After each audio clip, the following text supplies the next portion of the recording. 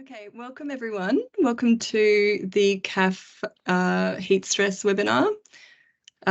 Looking forward to a really fantastic discussion today. I'll begin the session with an acknowledgement of country. I'd like to acknowledge the Gadigal people, the traditional owners of the lands which CAF is hosting the webinar from today. And I'd also like to acknowledge the traditional custodians of the various lands on which you are calling in from, and pay my respects to elders past and present. Before we get started, I'm going to go through a bit of general housekeeping. This session is being recorded and the discussion will run for around 40 minutes, followed by a Q&A at the end. If you have any questions at any point, please type them in the Q&A chat box and we'll come back to it at the end of the session. I'll now introduce our fabulous panelists. We have Mark Gillespie, Head of Sustainability and ESG at CBus Property, Rebecca Stark, Coordinator of Property Services at United Workers Union, Jennifer Alonso, Worker Engagement Officer at CAF, my dear colleague, and my name is Miriam Thompson and I'll be moderating the discussion. I'm currently the co-CEO of CAF. Now I'll hand over to the panelists to speak for a few minutes each on today's topic of heat stress by way of introduction and scene setting. Mark, over to you. You've got 3 minutes. Thank you, Miriam. It's great to be here to discuss this topic, something that CBus Property's been involved in and working on as an issue for a number of years now. But before we dig into that, I will just give you a bit of background about us as a group and who I am. So CBus Property is a wholly owned subsidiary of CBus Super, which is the industry superannuation fund for the construction, building and allied industries. And so we're responsible as their direct property developer and investor arm of CBus. So we're very focused on generating returns for our members for their retirement, also creating jobs through our development projects for those same members. We have a property portfolio of 9 commercial office buildings. We also have 2 of Australia's best shopping centres in our investment portfolio. We've also got a development pipeline of 4 new office projects in the works and also 7 high quality residential apartment projects as well. So we are across quite a number of different property sectors. My role as Head of Sustainability and ESG is working across all of our business to integrate and implement our sustainability strategy into what we do. I guess from our perspective, we've been a long time member and supporter of CAF and Miriam and all the great work that everyone at CAF has been doing over the past, 10 years almost now. But in particular, we identified supply chain risks as an issue that we wanted to dig deeper into. And so we piloted CAF back in 2020 at one of our assets, 720 Burke Street. It was our first one. And what we learned from that process, going through that certification process and the value that it brought to us, not only from a corporate modern slavery and human rights management perspective, but also the benefit in engaging with our cleaners on site and all the advantages that brought to us. We learned that it was highly valuable for us to do that. So since then, we've rolled that across our entire office portfolio of 9 buildings and also our 2 shopping centres. So I'm pretty pleased to announce that, we've got CAF certification across all of our eligible buildings in our investment portfolio to date, and any new projects that come online will very quickly follow and get certified as well. And in terms of scale, I've got some numbers. There was 62 compliance issues that we identified in FY23, plus there was another 90 issues that were identified and remediated as part of the original certification process. Our portfolio covers about 500 cleaners across Australia, 4 different cleaning services providers, 5 different building management companies, and 5 different co-owners as well. So I guess big thank you and shout out to, in particular, our property management team, cleaning services providers. I know there's some of you on here today, but also the union CAF for supporting us through this process. Thank you. Thanks, Mark. Rebecca from United Workers Union, over to you. Hi, thanks, Miriam. It's a real pleasure to be here today, talking to everyone about this really important issue. We've been involved as a union in CAF since its very inception, and the program has grown through building certification to contractor pre-qualification and now through to portfolio rating. And, you know, a steadfast feature of CAF is the engagement with workers and the support of their union to understand, investigate and remediate issues. And this is a significant issue that has come up, heat stress in buildings during the summer months and the impact that has on cleaners. And it's been a really educative process for all stakeholders, I think, to sort of dive into this issue and tackle it head first. But it's not the first time sort of environmental issues have been at loggerheads with sort of providing a safe and healthy work environment for cleaners. So some years back, it was all the rage to implement green cleaning and sustainability initiatives. And buildings all around the country were also putting in place recycling bins, for example. And in our experience as the union, there was very little consultation that happened with cleaners in the lead up to those changes being implemented. And the impact on cleaners was often quite severe, particularly in terms of, increased workload. Sadly, in the case of heat stress caused by air conditioning systems being turned off, which, absolutely we support as a union. It's an important thing to do to be able to reduce our emissions and address the impacts of climate change. But ahead of those changes being made, our experience was that cleaners were not consulted, and the impacts have been quite severe. So our participation in CAF and collaboration with stakeholders has been completely sort of different in that regard, in that when buildings go through certification and this is raised as an issue, it's something that is investigated and discussed by all stakeholders, and lots of solutions are sort of put forward. There's no one right solution that works with this, but our experience working through CAF is that if you have that multi-stakeholder approach, if you engage directly with workers on the ground and understand all of the related issues, then you can come up with solutions that both benefit workers and the environment. Thanks, Rebecca. And now, Jennifer, over to you. Thank you, Miriam. Hello, everyone. Thank you. My name is Jennifer. You might wonder why I'm part of the speakers today. Well, my primary role involves engaging with the cleaners. So I'm the responsible to setting and leading the working engagement meetings of CAT sites across the whole states with my coworker Pritik as well. You may wonder also why these meetings are important. And it's because these meetings involve the participation of the cleaners and the United Workers Union. And our main goal basically is understand their experience, the experience of the cleaners, by listening their concerns about the workplace issues, right? So we focus on identify and detail information reported by them. Once we gather all this information, we assist the compliance officers to prepare the report of the certification and an annual health check process. And at the same time, we list this with the union, the cleaning companies, building managers, and the building owners with possible solutions that we suggest. Moreover, I want to tell you, all of you, that I have a first-hand experience as a cleaner because I came to Australia as an international student and I work in this industry for more than 2 years. And I face this heat stress issue as well. So I will tell you more in details about what cleaners say about this issue. Thank you, Miriam.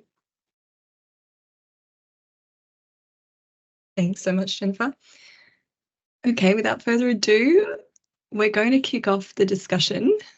So I'll be asking some questions specifically to individual panelists, and there'll be other questions where I'll invite responses from everyone. So to begin with, Jennifer, as a worker engagement officer at CAF, you've got a frontline role with the cleaning workforce, and you have that direct insight into cleaners' experience of heat stress. Can you tell us about what you've been hearing from cleaners this summer, during which we've had several heat waves? And I think that from memory, the earliest heat waves actually started back in spring. So it's been a long, hot summer for cleaners. Yeah, yes, Miriam. Well, as I explained before, I have the opportunity to have what I call the moment of the truth, right? Where the cleaners share their experience and feelings about these working conditions. But because before we go further, it is important to remember that every situation is unique and each group of workers could face different challenges. When I say each group of workers, I mean we have day cleaners, night cleaners, and some issues can face for both groups. But in this particular case, the heat stress, the cleaners who are facing is the night cleaners. And why is that? Is because they are the one who start the shift out of hours. So they have to do a physical job 5 days a day for at least 4 hours every day, right? So they just tell me from their own experience. So we have cleaners to do different roles. So we have, for example, cleaners who has to clean floors. So they have to use equipment that produce more heat, like the case with vacuums. They need to hold a vacuum for more than an hour, 2 or more, right?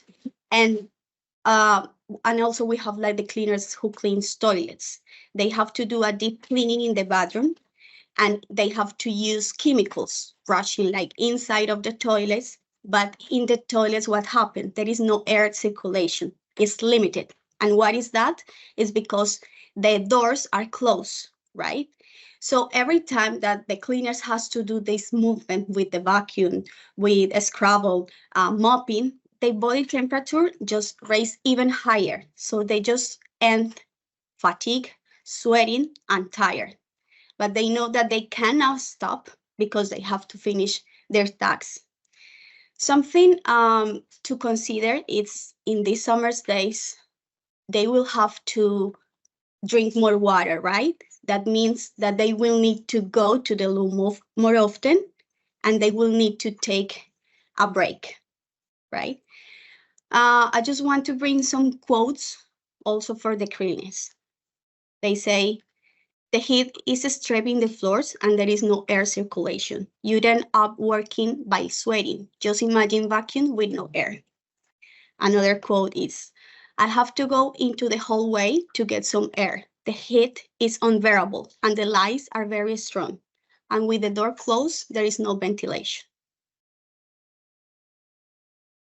I know that I'm taking too long, but I just want to bring from my own experience as well, something that happened when I was a cleaner, that happened in a Christmas period. The building decided to close. I was working in a daytime, right? But the building decided to close for 2 weeks during the Christmas holiday. The building decided to turn off the AC because no employees were working there. I was doing a deep cleaning in the toilets, and I was just fatigued because the lack of ventilation.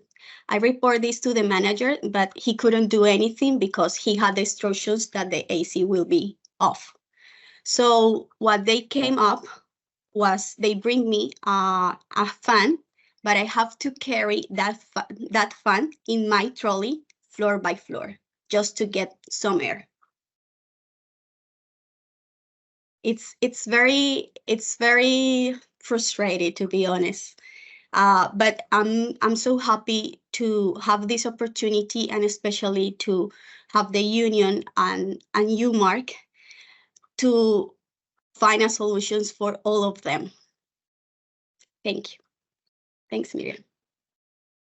Thank you, Jennifer. I think, yeah, those were really powerful words for me. I think it's a bit of a wake-up call to hopefully everyone on the line, that I think that really resonated with me, that the that the aircon was switched off for a 2-week period over the summer because no one was in the building, but the cleaners were in the building. So I think, yeah, there's anyway, we'll keep moving. So my next question is for both yourself, Jennifer, and for Rebecca. Do you think that heat stress is becoming more common in the industry, or has it been an issue for some time, but it's just only now that cleaners are beginning to speak up about it?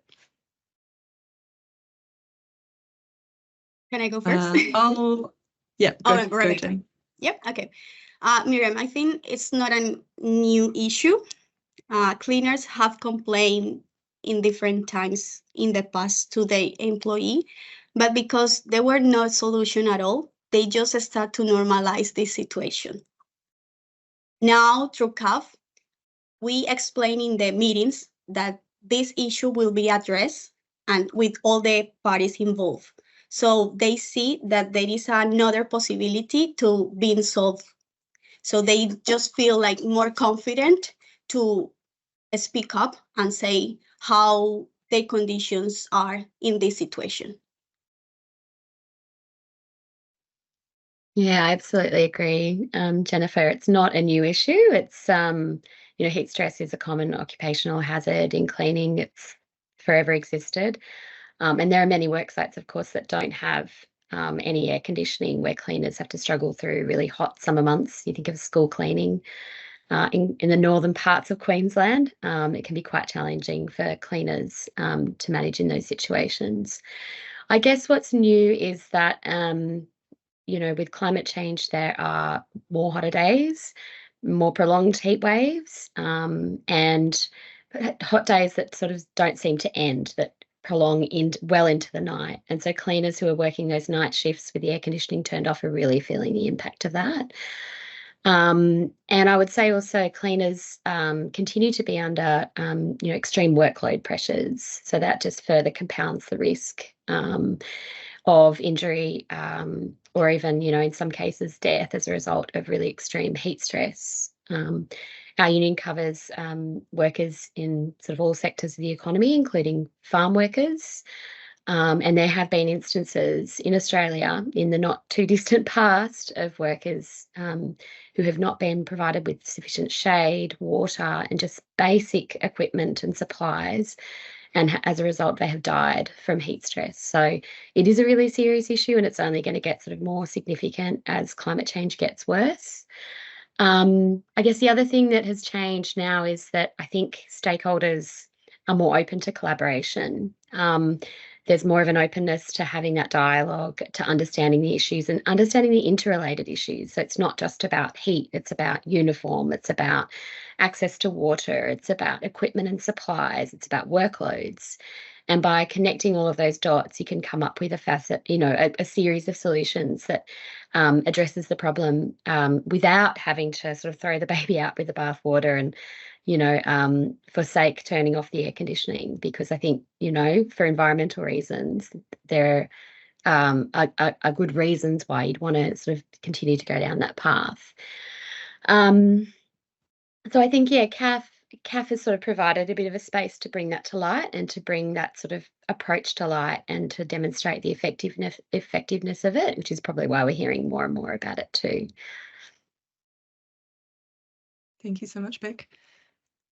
So this is sort of leading into, or springing off what you've just spoken about, but could you talk to us about some of the challenges your union has faced in resolving this issue on behalf of your members, in particular within the cleaning industry, because you're dealing with your industrial counterpart, which is the cleaning contractor cohort, who often have no control over things like the temperature of a site. I'm hoping you can sort of speak to us about, what sort of challenges you've faced in addressing this for members, particularly outside of a CAF context, where I think in CAF we do have those mechanisms for that dialogue between stakeholders, but outside of that CAF context, that may not be the case. Yeah, I think you hit the nail on the head before, Miriam, when you said that, ultimately contractors don't make the decisions about whether or not to turn off the air conditioning. But in our experience as the union, they're also not prepared to sort of advocate on behalf of their employers when it comes to these issues. It's quite difficult for them to sort of stand up and say this is a serious health and safety risk and the solution is to turn the air conditioning on. Usually the sort of responsibility for addressing the issue is then placed squarely on the shoulders of cleaners. Well, you should drink more water, you should slow down, it's about the individual taking responsibility, rather than introducing measures that would mitigate the impacts, additional staff, reduced duty schedules, for example, and there's a whole bunch of other sort of changes that can be made to make the work much safer for cleaners during those hotter months. Sort of outside the CAF context, in a broad range of industries, not just cleaning, we've found this issue of heat stress very difficult to get resolved through traditional health and safety pathways. So cleaners often don't have a voice on health and safety committees. The various health and safety jurisdictions around the country aren't sufficiently resourced to be able to fully investigate and remediate these types of issues. And they're sort of poorly targeted as well. They don't go to the root cause of the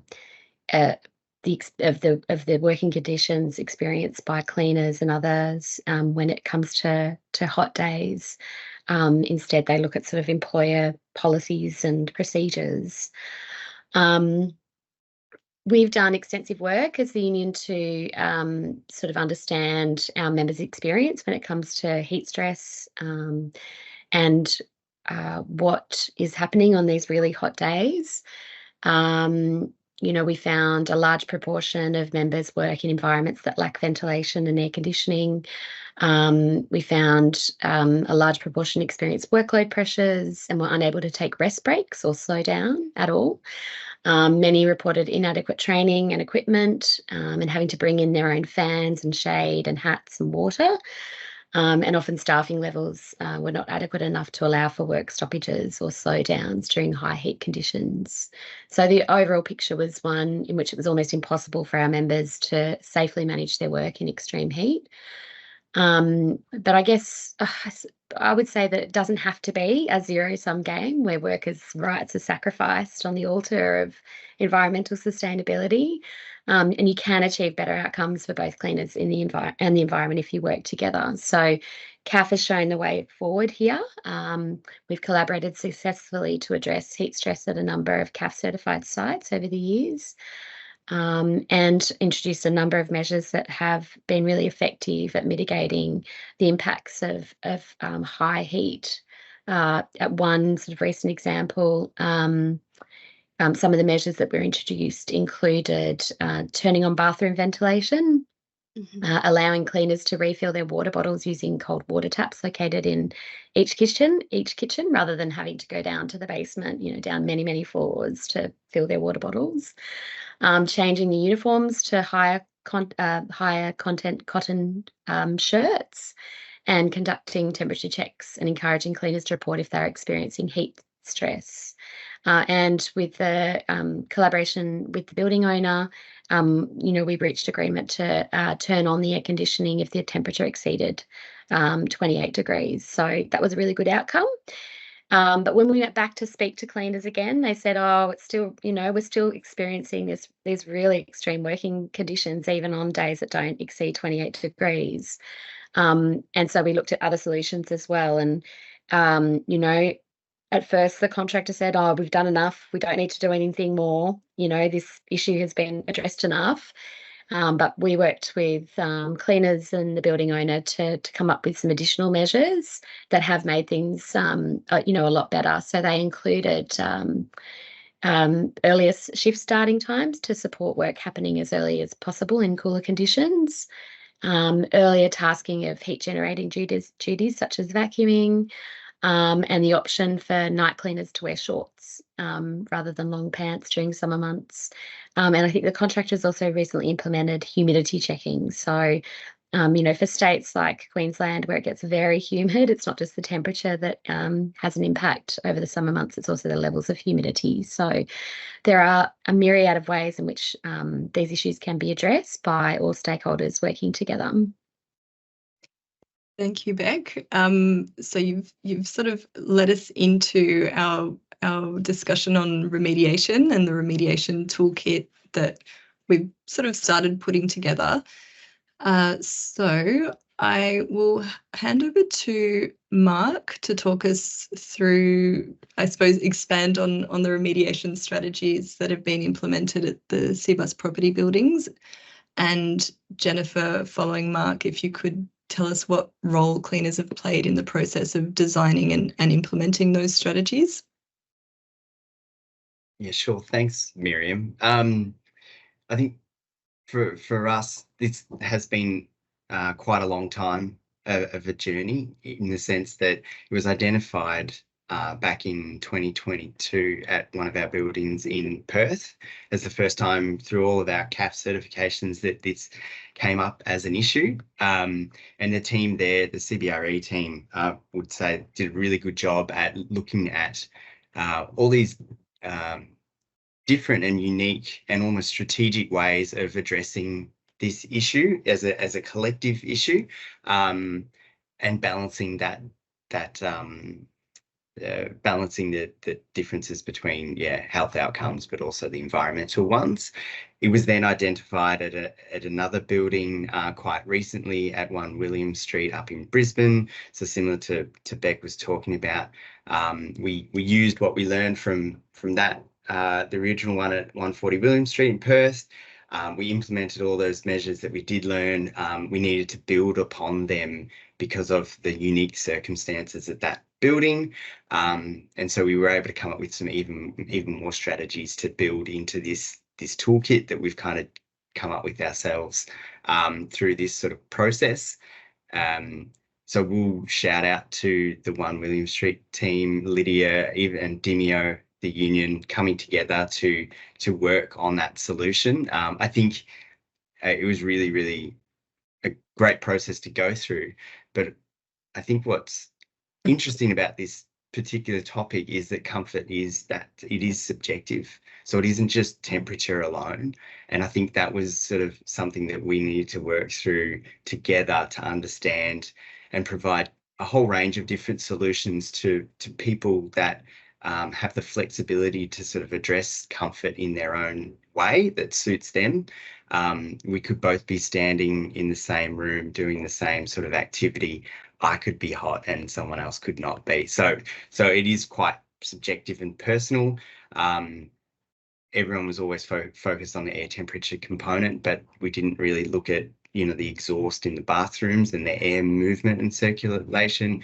We didn't necessarily factor in humidity. We didn't look at the clothing, and we also didn't look at the work intensity. So it's, sort of having that understanding that this is not just a single-pronged issue.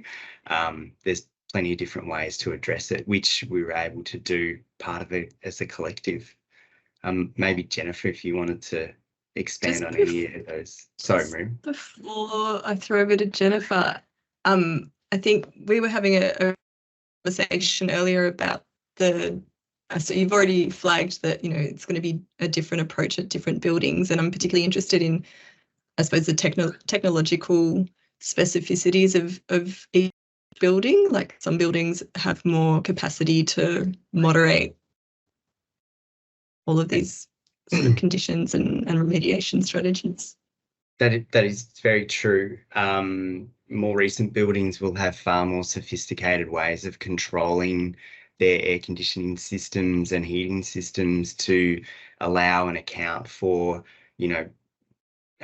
programming different zone temperatures, timings, even ventilation strategies, compared to some older buildings that may not have that technology in place. So it is within the limits of that building that you've got to come up with a solution, and maybe perhaps it builds on a business case to invest in these sorts of control strategies, or even upgrading your BMS system to allow you to do this in a really efficient way that delivers the health outcomes as well as the environmental ones. Thank you, Mark. Yes. Jennifer, I'll throw over to you. In particular, I know that you've been speaking to cleaners along with United Workers Union, really checking in with workers at each stage of the investigation and remediation process. So from experience, we know that it's not a matter of us, putting something in an email and then it happening straight away. So that because we're dealing with a multi-stakeholder context, there needs to be that consensus and that verification of implementation of the agreed upon remediation strategies. So I'd be keen to hear your perspective on that, I suppose, that ongoing contact you've had with cleaners experiencing heat stress, and in particular, if you have any, I suppose, good news stories to report, positive feedback from cleaners around what has been put in place, that would be great for the audience to hear. Yes, Miriam, as you said, this was a complex task because that require a high level of stakeholder management, right? And we need to keep tracking with the union how the solution it's being receiving from the cleaners, right? This experience has a positive impact in terms of relations with the other stakeholders, because we are commitment in a sustainable practice now. But the most relief are the cleaners, because what they say is that the boys are now listening. Some quotes that I have here, it's not only my boss is aware of this situation, it is a commitment where all are involved and will help us to make our job easier. What happened? They felt most of the time that they are invisible. So with all these solutions, they now feel that, oh, it is important that we raise the issues and we just don't live in between my coworkers and the contractor, right? Also, another cleaner say, I think it's perfect. It is up to us to communicate if we are not satisfied with the temperature of the floor. And we need to keep updating the CAF of the union with this. So it is a role where it's not a commitment just between the building manager, owner, and contractor. They are also aware that they need to keep saying how are they feeling, right? And if these solutions that we are bringing now, it's enough, because we have like the case where, let's say, if the temperature is higher than 28, okay, that's great because the AC will turn on. But what happened with those areas when the AC can reach, like basements, for example, right? So that's our role, and that is part of my position to keep tracking these issues and see how are they feeling if something happen in future. Now the summer, this issue is not just in summer. Now we are in autumn and the temperature is still high, right? So it's just to keep tracking. Thank you. Now, Mark, can you please tell us what principles and approach Cbus Property has taken to addressing this issue? And yeah, if you could expand on that careful balancing act between meeting your, I suppose, ethical commitments to your cleaning workforce, but also meeting your environmental commitments. I think it definitely needs to be shared amongst the group of how important environmental performance and decarbonisation and those goals are to the office market, and has been for a long time.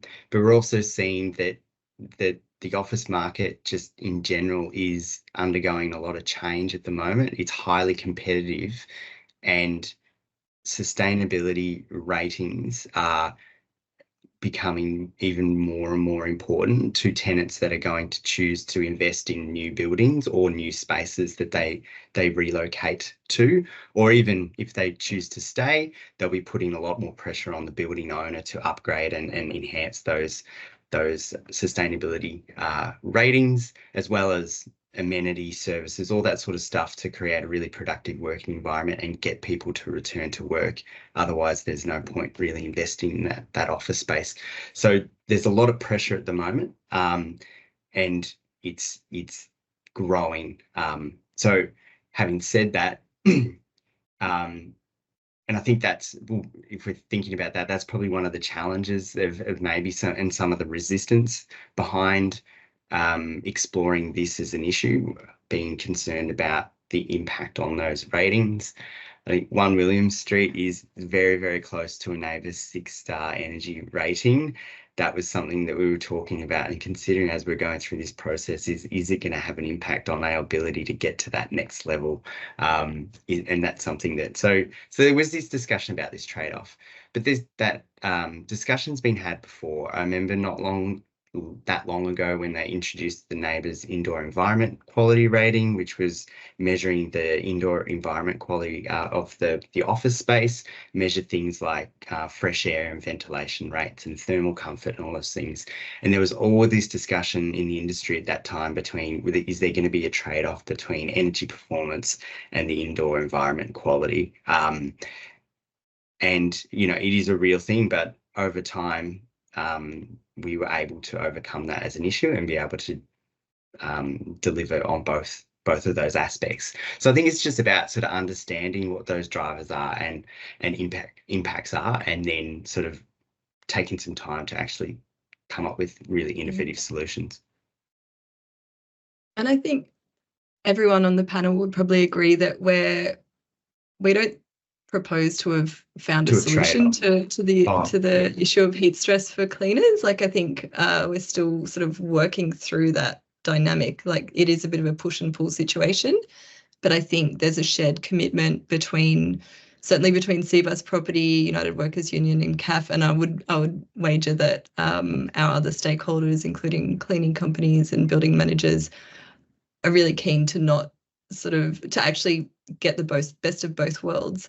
And I think, yeah, this is a bit of a test case, what we've done with the CBUS property buildings. I think we really appreciate the openness of CBUS property and willingness to really engage with this issue and try different things out. And I think one constant throughout this has been CBUS Property's sort of commitment to listening to cleaners and playing that really coordinating role between the supply chain stakeholders and really, I suppose, sharing that space with the union who are representing workers at their sites.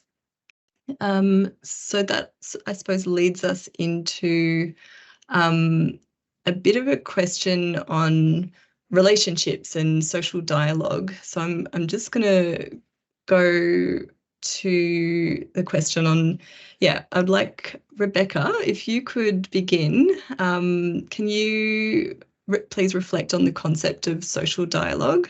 You tell me how you think the premise of social dialogue and its practical implementation has led to beneficial outcomes for the property owner, the building manager, the cleaning company and cleaners. Sure. The concept of social dialogue or sort of multi-stakeholder collaboration, it's absolutely required in order to fully understand and address this issue of heat stress and a multitude of other issues that cleaners experience in their workplace. And having that dialogue has ultimately allowed CAF and all stakeholders to find a solution that works for both cleaners and the environment. I think you can have your cake and eat it too in this scenario. And what that means from our union's perspective is that cleaners have a voice, they have a seat at the table. They are freely able to raise these issues without, fear of reprisal. And they're confident that if they raise it, that something will be done about it. It's important through the process that they're not just supported by their union to speak up, but also that, the interrelated issues are understood, and, you can come up with solutions that address sort of all aspects of the issue. So I think that has been our experience lately at CAF sites, that you can address the seemingly unrelated issues and bring them together to come up with a solution that does deliver. Now, I guess the question for me is, whether or not these solutions will persist. And I think with climate change, as temperatures get hotter and hotter, we may need to come up with sort of more innovative approaches and solutions. In some jurisdictions, in some areas, I know they're trialling, moving to day cleaning as a model, for example. So having the work performed during the day when everyone else is at work too, so as to reduce both energy costs and consumption. And it also has the added benefit of making the work that cleaners do much more visible and much more sort of valued and recognised. So that's a really interesting sort of model to consider. Mm-hmm. In other industries, we've seen rooftop solar, being implemented. It's sort of like guilt-free air conditioning. And whilst that doesn't necessarily immediately solve the issue of cleaners working at night in hot conditions, it does reduce energy consumption and emissions during the day. And with, battery technologies and the like, the capacity for, buildings to eventually, generate their own and store their own energy is obviously, over time going to be realised. So hopefully we'll sort of hit a day when we don't have to worry about it so much. But I think as the temperatures rise and humidity levels rise, it'll be an issue we just keep coming back to, and that we'll need to keep working through. But that is what collaboration is all about. But I think that's just the power of the CAF process overall, right? Is that we've provided it, and it's really powerful hearing Jennifer talking about it as a building owner. We've never known that this was an issue in the past, because that communication never got to us. And I could probably talk for most building owners on the line that they would have liked to do something about that. But we just didn't know. So this worker voice thing, and I've said it, and this is just, I was thinking like this heat stress issue is just one example of the CAF process being so valuable in providing that worker voice, providing that forum for stakeholder engagement and solutions, and coming up with these things together, but also that ongoing piece as well. So like you're saying, Beck, that yes, we might think that we've come up with a solution. We go through another summer again, other people like some other workers, cleaners raise concerns again, then we'll just go back again to the drawing board and come together and come up with the next phase of solutions, the next one. So yeah, it's not going to go away, but that's the power of the CAF process. Yeah, I'm a big fan of the iterative approach. I think, if things were solving all of these problems were that easy, it would have been done already. And I think it's a real, it's obvious reason why CAF exists is because none of these labour issues for cleaners can be solved by one stakeholder. There's that very specific intention to bring all stakeholders who've got power and interest in these issues to come together and work through them. Jennifer, would you like to reflect on your understanding of social dialogue and how it's benefited cleaners in particular? Yeah, yes, Miriam, is kind of what Becca said. We work in a multi-stakeholder organization, and that makes a big difference because we support each other and we work together to find solutions, right? In a building without CAF, it's unlikely that this problem will be solved because we can't put an employee just in a room with their boss, the building manager, and the owner, because they might not feel comfortable speaking up, right? And if they raise this just with the boss, they can't control what happens. So what CAF does is that we create that space, that safe space, to the cleaners to feel comfortable with all the co-workers, with all the colleagues, and at the same time, they can ask and raise things to the union, and the union teach them some things that they maybe are not aware, or they don't feel that it's correct, but it's not. And with CAF, we share all this information to the building manager, the building owner, and together we just find solutions. So it's, Thank you. yeah. No, that was perfect. Thank you. So we're now, before we head into a Q&A, I would just like to invite each panelist to share a take-home message for the attendees online today, who may also have this sustainability risk in their supply chain or operations. So I'll start with Mark, then Rebecca, then Jennifer.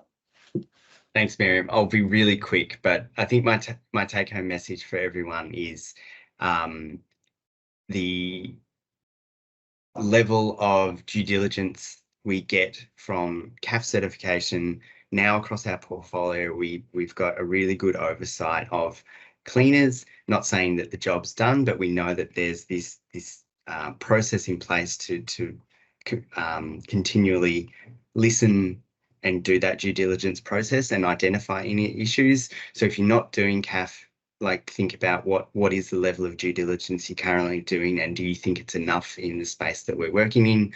But it also then provides me capacity to then focus on other high-risk supply chains that also have pretty high or elevated ESG risks, like building materials, construction sites, those sorts of things. So I'm comfortable enough with CAF as it's a best practice model. Now I can focus my attention elsewhere.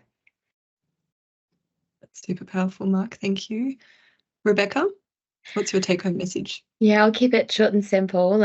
Collaborate, and not just with your suppliers.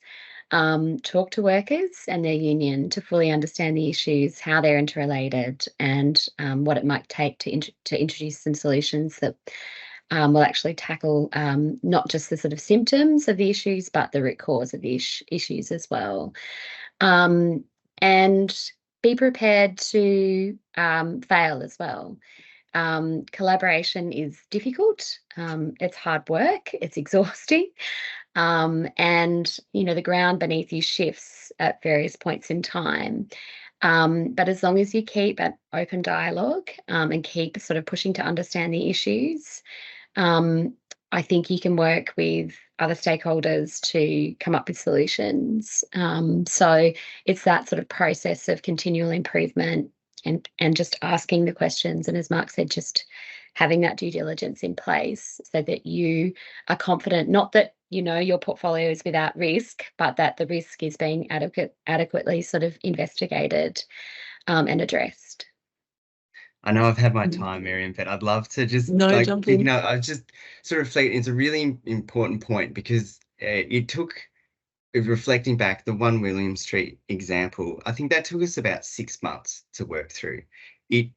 And out of the back of it, I feel like the relationships we've built with Dimeo, with JLL, with the cleaners, and with UWU in Queensland, and yourself, Beck, just as a group are so much stronger. And I think that in itself is quite a really valuable part of the process. It was a lot of work. It was a lot of effort. There was a lot of back and forth. We had to come up with solutions. Sometimes they didn't hit the mark, and collectively we were able to, I think, produce a pretty good outcome. We're going to continue to build on that, but we're hoping what we've learned we can share with the broader industry as well, so that at least there's some guidance and some toolkits, so that people that are experiencing the same issue don't have to start from square one. Wonderful. Thank you, Mark.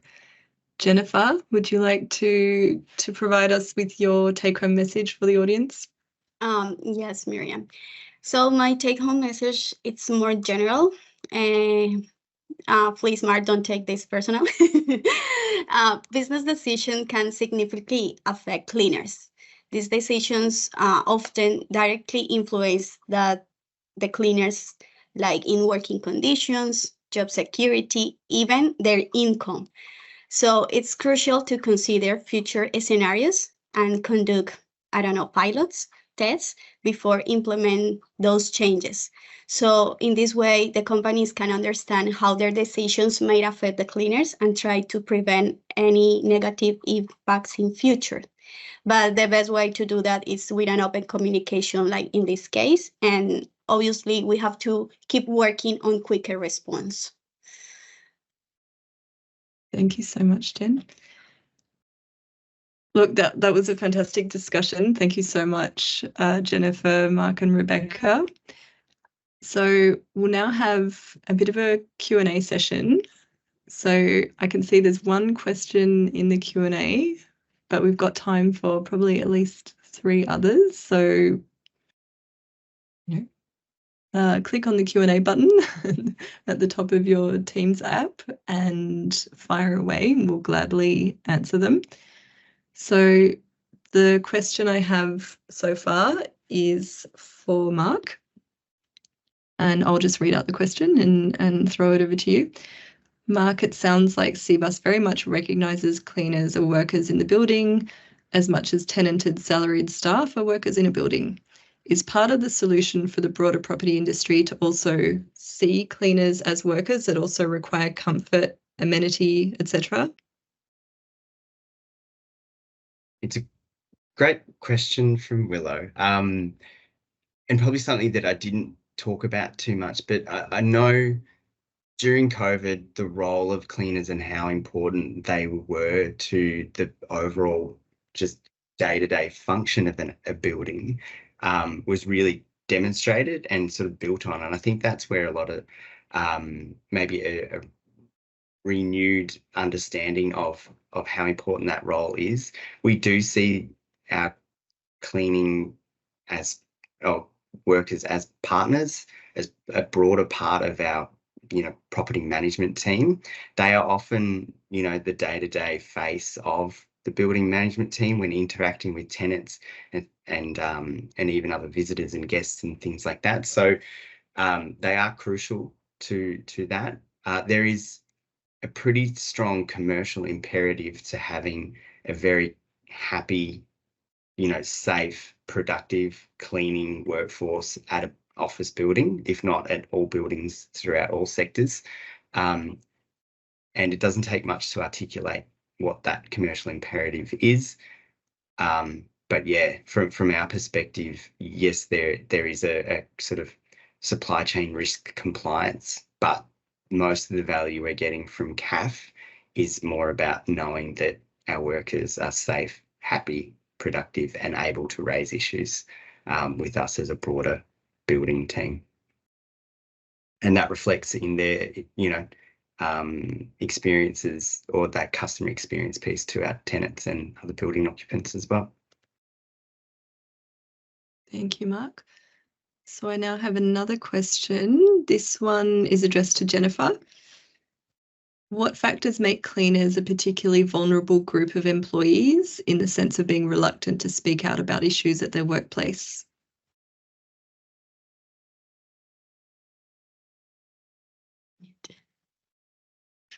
Can you hear me? Yeah. Yes. Why they feel in that way? It's because most of them, they are immigrants, right? So they just feel in an inferior position. So they most of the time believe that they are not right to, that they don't have like the right to voice their concerns, plus the lack of knowledge that they have about the legal and the law, right? So they can feel like the employee can take retaliation to them. So that's like the main reason, because they don't feel like confident to speak up. But with CAF, we were trying to guarantee them like a space with they can feel like comfortable, right? Confident, and like nothing will happen. They won't lose the job. The contractor won't lose the contract, right? So yeah, basically that's why. Thank you, Jennifer. So I'll direct the next question to Mark. This is a question from James. For sites that have agreed to air-conditioned spaces after hours, how have they navigated the headwinds to reduce electricity consumption in favour of the neighbours' energy rating? So we tackled this issue in a number of different ways to reduce any potential impact from energy consumption. And I think it's important to go through them all because it sort of shows how this that last solution that James is kind of alluding to is the last resort. So we've worked with designing the shifts and task allocation so that they start earlier. Maybe you start at the top of the building first, you work your way down because that's typically how the heat rises to the top of the building once the air conditioning turns off, starting the task earlier so that, you know, for most of the shift, they are working while the air conditioner is still running. So there's an overlap with the, you know, the building actual operation times. Also doing heavier tasks first so that, you know, you're doing that in an environment that is maintained those temperatures.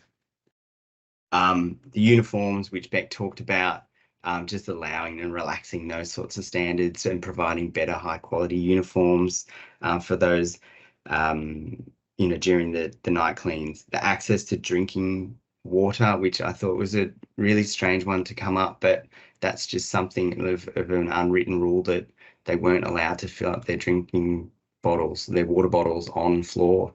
And that was just a pretty simple fix. But I think we did turn on additional ventilation in the bathrooms. We extended that out. So that is going to have a little bit of an energy penalty to us on our neighbours rating. So far, we haven't seen that a dramatic increase, but it's something that we are pretty closely monitoring. But I think that was a really easy solution just to alleviate that issue altogether.